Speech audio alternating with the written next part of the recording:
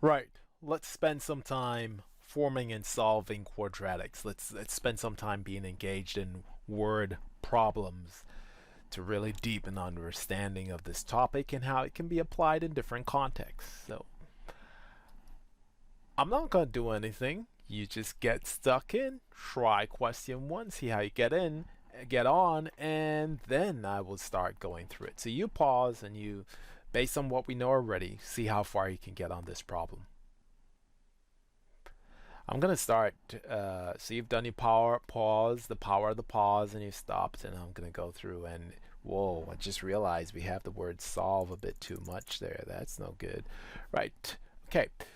So we have a rectangle, and it's 3 cm longer than wide. What I'll do is just make a quick picture of that. That's the rectangle there, and if x is the width, then x plus 3 would be the length. That's the model you're working with, and I'm going to take off that x and x because the question talked about w. Ooh.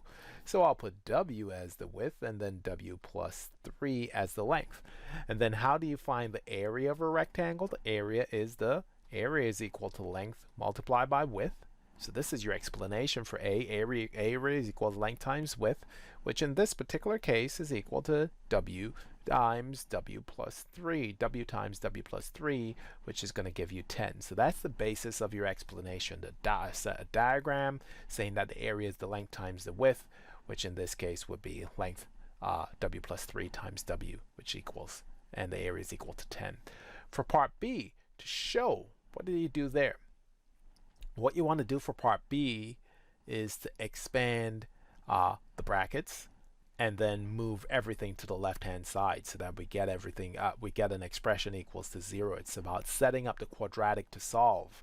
We talked about that in the previous task, and it's going to be a recurring theme. When you want to solve a quadratic, you want to form a quadratic to solve, you want to set everything up so you're getting a quadratic expression is equal to 0. That's what you want. Quadratic expression equals 0. So in this particular case, we will have w times w, which is w squared, and then w times plus 3, which is plus 3w, is equal to 10. So I would expect to see that expansion. I would expect to see w squared plus 3w equals 10, and then you can write the w squared plus 3x take away 0, take away 10 is equal to 0. So that's what you would want to have in your work there. So that's B. Solving it, we should be able to solve the quadratic. And strategically, if you get a question like this in an exam, you're not quite sure how to tackle A and B, part C is asking you to solve the quadratic. So you have w squared plus 3x, 3w take away 10 equals 0. You want to solve it, just get in and solve it. Do your double brackets and get a solution. We're thinking, what numbers? When I multiply, I'll get minus 10. When I add, that's from multiplication. And when I add, I get positive 3. And that is going to be, we will use minus 2 and positive 5. So you have w minus 2. W plus 5 is equal to 0. That's what you're getting, which means that W can be equal to 2 or W can be equal to minus 5. Those are the values you'll get for C. Then for D, explain why one of the solutions. This is really important. This is such a popular idea. It comes up in so many exams. A length cannot be negative. That's the idea you want to have. And I said length, but I probably should. We're talking about the width. That's what we're finding. So width, let me just get that in there. Width cannot be negative. That's the idea. You can't have you can't measure a negative number on a ruler, can you? So you can't measure a width. And finally, state the dimensions of the rectangle. The dimensions, the width, we worked out the width is equal to 2, and the length then is equal to 2 plus 3. The length is equal to 5. 5 2s are 10. Those are the dimensions we're looking for, and that's the solution to this problem. Let's build on this idea. We're going to build on this idea. The key idea is, let me just recap and bring it home, because you're going to have to use this technique a couple times now. You're multiplying the length by the width to get the area. Length times width gives the area. You need to expand the brackets and move all the terms, get all the terms to the left-hand side, so you end up with a quadratic equals 0. Only when you have the quadratic equals to 0, then you can solve to get the unknowns. Very classic technique, a technique you need to use for these two questions. So can you try these two questions, please, and see how you get on? Pause, you work through them. Let's have some success. I'm going to start going now. And for the first one, we have x plus 2, x minus 2. That's me multiplying the brackets. And part A is more difficult than B. And that's going to give me 21. The length, x minus 2. I wrote down the wrong thing. Where did I get minus 1 from? The width, x minus 2, times the length, x plus 2, has to be equal to 21. You now need to expand the bracket, but it's a bit more complex than what we're doing before because we need to expand the double brackets. And why do we need to expand it? Because remember, at this moment, we can't solve this unless we have equals 0. You cannot use the factorization model to solve. Okay, that's really, really, really important to appreciate. You see, because why we want it to be equal to 0 is because we want to use that strategy that the only number that we can multiply by to get 0 is 0. So we can set the brackets equal to 0. If anything else, then you're running into trouble. So let's just expand the brackets. You recall how to expand your brackets? Multiplying out x by the x, x by the minus 2. 2 by the x, 2 by the minus 2. Those are the figures you're doing there. So you go on, and you have a go at that. You will get x squared minus 2x plus 2x. So the middle is going to be gone, and you can see how this starts working out quite nicely now. X squared minus 2x plus 2x, then minus 4 is equal to 21. That's the positive 2 times the minus 2. That's going to give me minus 4. And then the middle, well, it's all gone. Minus 2x plus 2x is going to give you 0. So you're left with x squared minus 4 is equal to 21.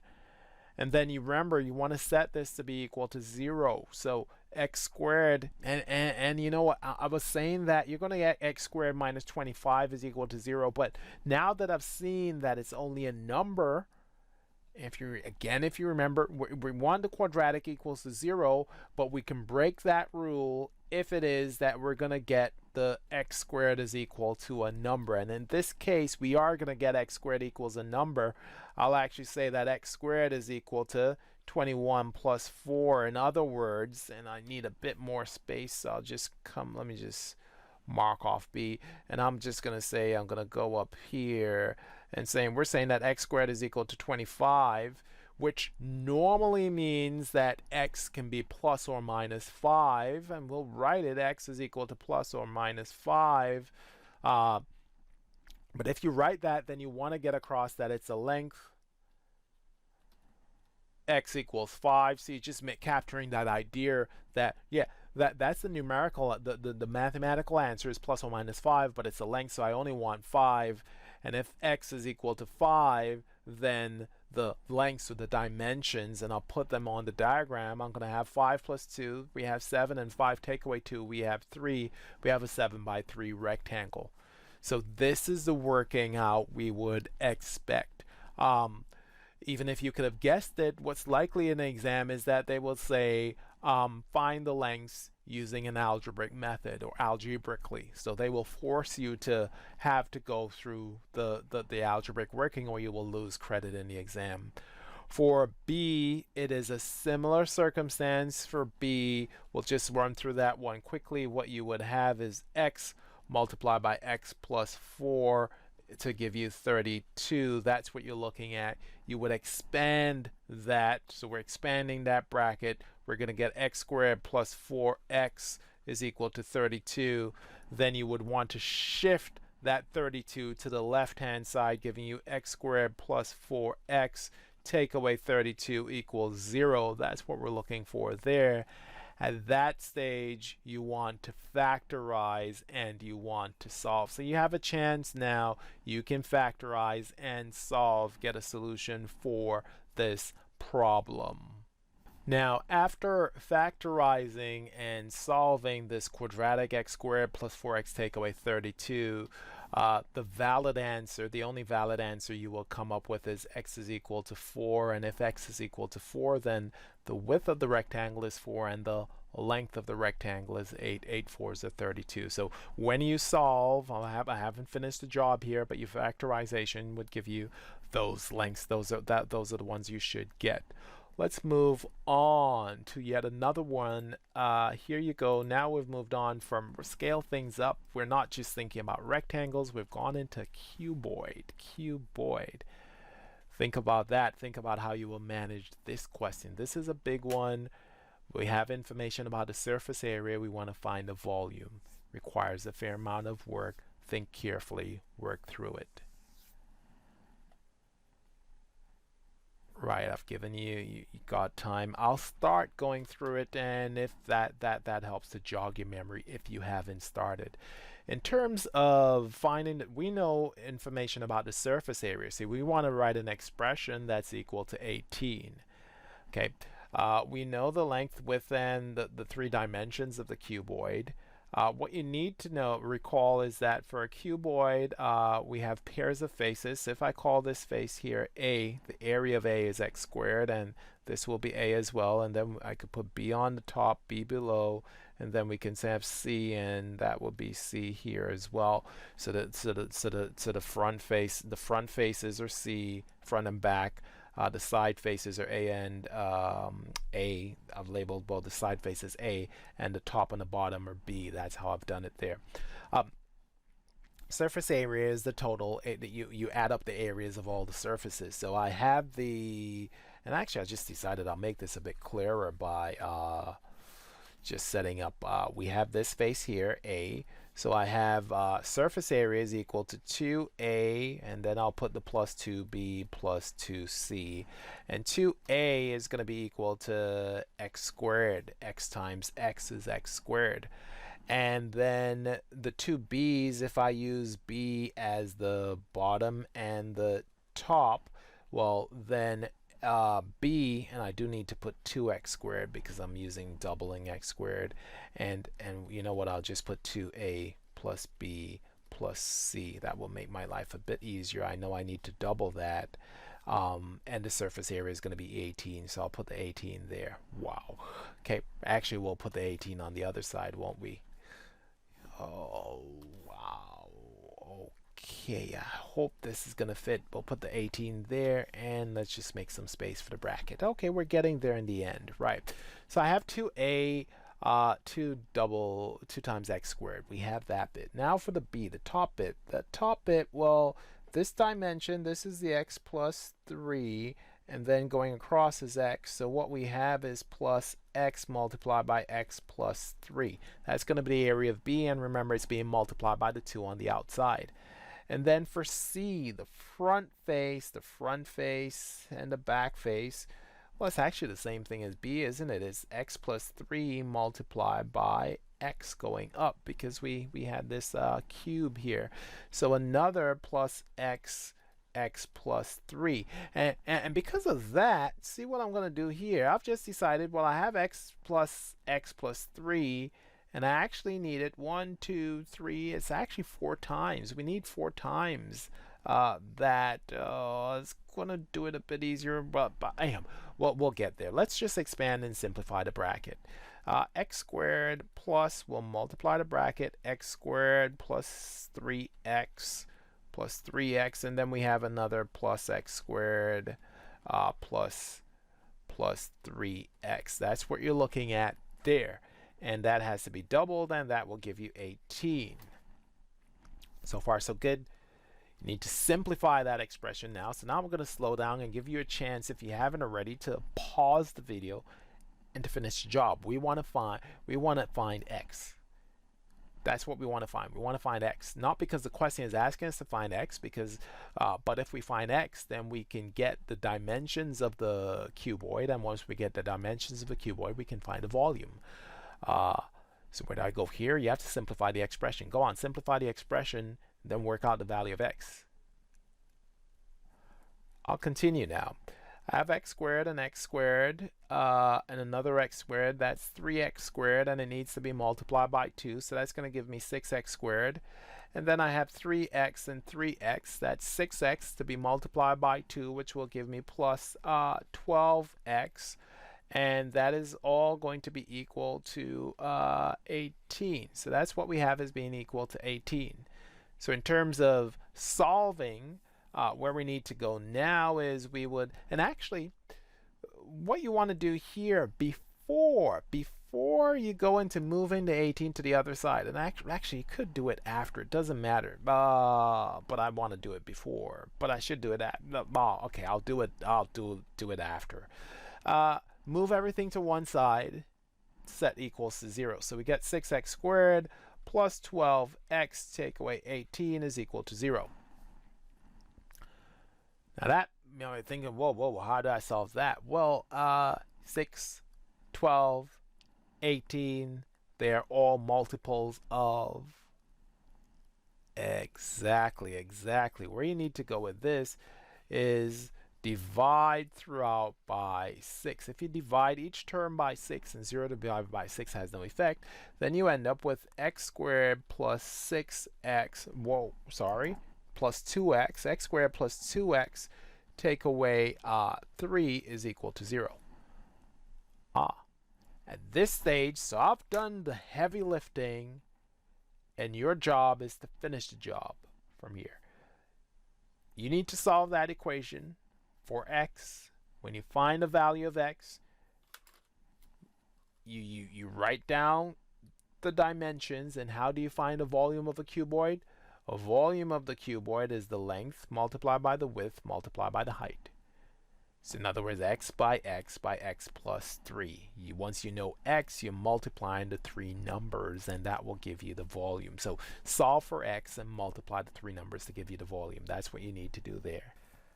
And have we had success factorizing the expression? Look, in brackets, we're thinking what numbers when we multiply but get minus 3 and we add to get 2. And that will be x is equal to, which one we're going to use? We're going to use 3 and 1. We want a positive, so it's going to be x is equal to plus 3. X take away 1 is equal to 0. That will give me the minus 3. 3 times minus 1. And 3 take away 1 would give me positive 2. In which case, the only bracket that's valid, the plus 3 won't work, because that means x has to be minus 3, which is not possible, because x has to be a positive number. It's a length. So we have x is equal to 1. If x is equal to 1, we have 1, 1, and 1 plus 3 is 4. It means the volume of the shape, the answer to the question, is 4 centimeters cubed. The volume of the shape, the answer to the question, 4 centimeters cubed is what you should have worked out. You feeling good? Do the dance, do the dance. Oh, do the dance. You got it right. Okay, good. If you didn't get it right, hopefully it makes sense. The hardest part, the biggest part of it was that forming the expression for the surface area, expanding and simplifying. But that's what you have to expect in a big question GCSE worth 5-6 marks. This would be a 5 marker, I would imagine, easily. Shall we go again? There's some big ones. Do we okay, we take it down a bit and then we get bigger and bigger and bigger. It's exciting. There's some really exciting stuff at the end. Stay with me, please. Come on, stick with it. Keep trying. The most you can do is get it wrong, and that's fine. We're learning from our mistakes, if we have any. If you're getting it right, just think you are a superstar. If you're not getting it right, you're working up to be a superstar. That's what we mean. Okay, solve for y. If I had 9 on x equals 3, that's a good number, then to find the value of x, you would multiply by x on both sides, and that will give you 9 is equal to 3x. And from there you can solve. Okay, so that's the idea we need to work with here. I've just used that as an example. That's the idea you need to work with. So if you needed some hints, an idea of where you go with, that's the structure you're working with. That's the strategy you got to go for here. So if you haven't paused, you have a go. You do it. I ain't doing it yet. I'm going to do it, but not yet. Come on.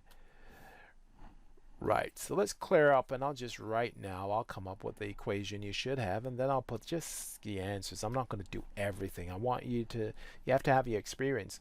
So I will multiply both sides by y plus 2. So multiplying by y plus 2, multiplying by y plus 2. That's what I meant. So you have 9 is equal to y plus 2, y plus 2. And then we want it equal to 0, so what we're going to do, we're just going to flip things around. We're going to have the y plus 2 multiplied by y plus 2, and we have to take away 9, okay? And that has to be equal to 0. So what I've done, the y plus 2, the 9 has gone on the other side, and I've just sort of rearranged it so the 0 is on the right. You need to expand. Does that make sense? You understand what I'm saying, yeah? You need to expand the brackets. Actually, I'm not showing any more working. You need to expand, simplify. Here's the string you need to go. You need to expand the brackets. You need to simplify the expression. So expand, then 1. Expand the brackets. 2. Simplify the expression. 3. Factorize the left-hand side. That's what you're doing, factorizing the left-hand side. And then you will be able to solve, set each bracket to 0. Now, if you follow those 4 steps, expand the brackets, simplify the expression, you'll get 3 terms. You'll factorize that to be double brackets, set each bracket to 0. You will get the solution to this problem. And the answers you should be getting, you should get that y is equal to -5 or y is equal to, y is equal to 1. That's what's supposed to happen. And you can check. I can check if y is 1, 1 and 2 is 3, 9 divided by 3 is 3, 1 and 2 is 3. It works. Yeah, you can see it works. That's what you want to get for this one. Shall we move on? Another, and then the big ones. Yeah, we take things down. So you got that strategy. Now let's do another. Height of the ball thrown. Read the question. You come up with a solution. Okay. Question I will ask you, just to help with this, and the one hint or piece of work I'll do with it, is ground level. What's the height at ground level? What is h at ground level? H is equal to 0. Can you get the question done now? If you weren't getting it done, you think it's happening now. You think it's happening now. H equals 0. The equation you need to solve is, and I'm going to rearrange it just to make it a bit. Actually, no, I'm not going to. You got 8t take away 10t squared. So many options is equal to 0. That's the equation that you're solving here. And they both have t in common, so you can take the t out. And then you have 8 minus 10t is equal to 0. The 8 take away 10t, they both have to be equal to 0. That's what you're working with this question. So that means the time at t equals 0. That's, in other words, what you have to understand here is that there's 2 instances where this ball is on the ground. In effect, what you're thinking about, if I drew a picture of it, this is a picture we're thinking about. It can't be under the ground, so I'll just draw this here. At t equals 0, it's at the ground, it's being thrown, and then it comes back at t equals, and that's the other time we're trying to find.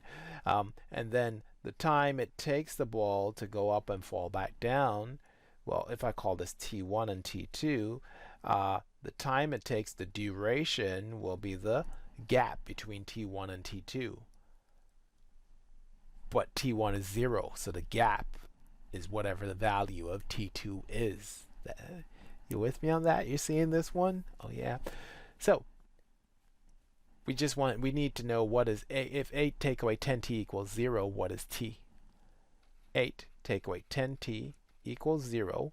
That means that 10t is equal to 8. That means that t is equal to 8 on 10, which is 0.8. The answer you should have, the time it takes is 0.8 seconds. For P problem 5, you should have 0.8 seconds. Did you get 0.8 seconds?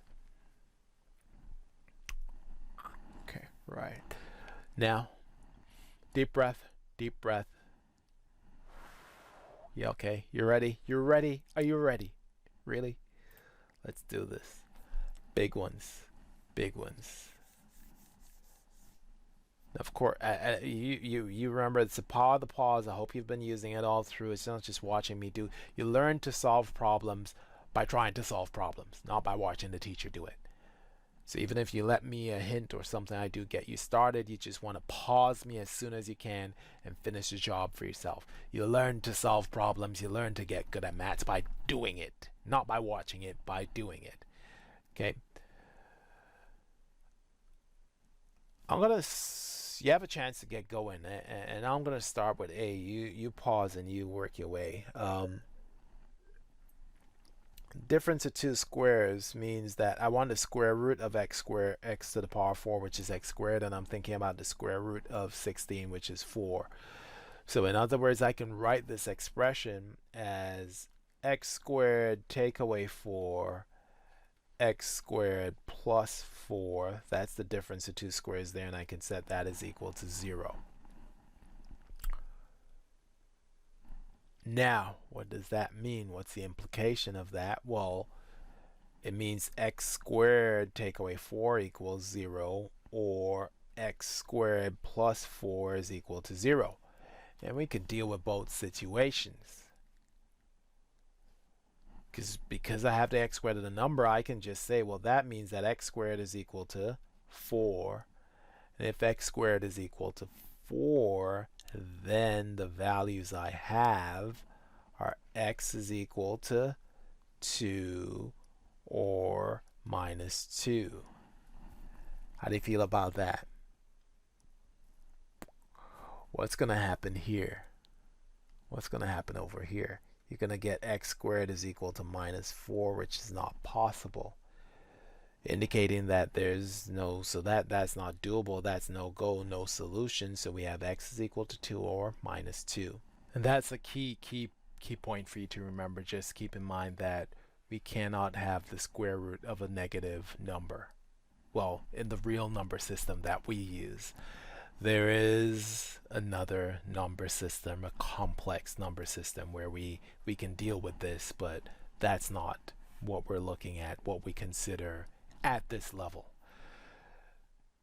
I'm not going to do B, because B is almost identical. It's actually the same strategy as A. The only difference is 625. So I want you to do B for yourself. I'll give you the answers. Pause, do B based on what we did for A.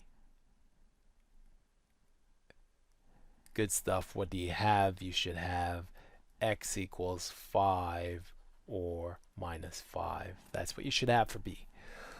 Now, wow. C. Now C is a whole different ball game. Actually, I shouldn't say it's a whole different ball game, but have you done C? Have you worked on it? Do you think you got something? Because you were supposed to work with all three. I'm not going through it, but I'm giving you opportunities to carry on for yourself. C requires a bit more work than the others, but let's see where we can go.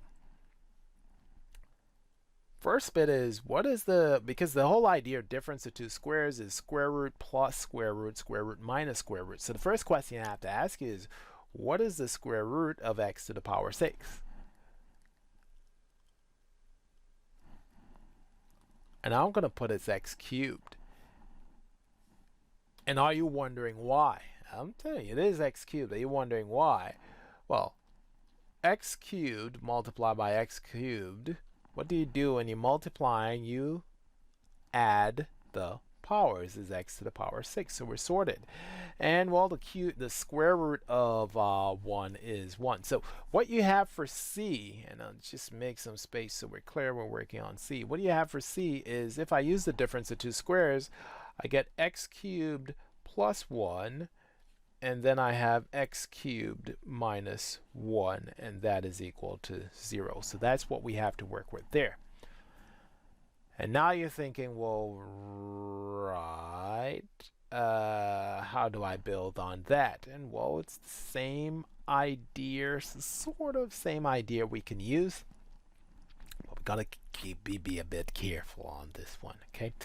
So if I have x cubed plus 1 is equal to 0, that implies that x cubed is equal to minus 1.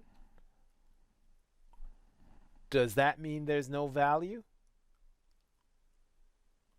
That's what we said with the squared. We crossed it out. It can't get a negative value. But what about cubes? Minus times a minus gives a plus, and a plus times a minus gives a minus. In other words, x is equal to minus 1 based on this information, because minus 1 times minus 1 will give me 1, and then when I multiply by minus 1 again, it'll give me minus 1. So one solution, the solution here, x equals minus 1, and then for the other bracket, we're going to get x is equal to 1. I'll just show you how we're getting x equal to 1, because x cubed, take away 1 equals 0. That implies that x cubed is equal to 1, and 1 times 1 times 1 is 1. So those are your solutions for the third one. X is equal to 1 and x is equal to minus 1. Or, I shouldn't say and, I should say or. So the value of the answer is x equals 1 or x equals minus 1. And that's it's just, so two big things here that made this one trickier. It was just remembering your rules of indices. What's the square root of x to the power 6? X to the power 4, it was easier because you're just thinking square root of 4 is 2. That's probably what you were thinking. So you were probably thinking the wrong, writing x squared for the wrong reason. That's what probably, is that what happened? Because you weren't supposed to be thinking about root 4, what's root 4 2? You're supposed to be thinking about what power would I multiply by itself to get x to the power 4. Okay, x squared times x squared because of the addition rule for indices. Was that the reason you went with x squared? If not, just make sure you're clear on what the reason is based on what we did with x cubed here. X cubed times x cubed is x to the power 6. So the square root, to find the square root of the power, you divide the power by 2. That's how you do the square rooting. When you have a number of the power, you divide it by 2. And then that issue of cube rooting and getting a negative answer has to, if it's a negative number, it's possible. So two big ideas I think captured there. And that's enough problem solving. You think you enjoyed that? If necessary, go over these again, because this gives you a good idea of the big ones that can come up without too complicated quadratics. Quadratics, the quadratic equation of itself does get more complicated, but we'll deal with that later on. For now, we pause.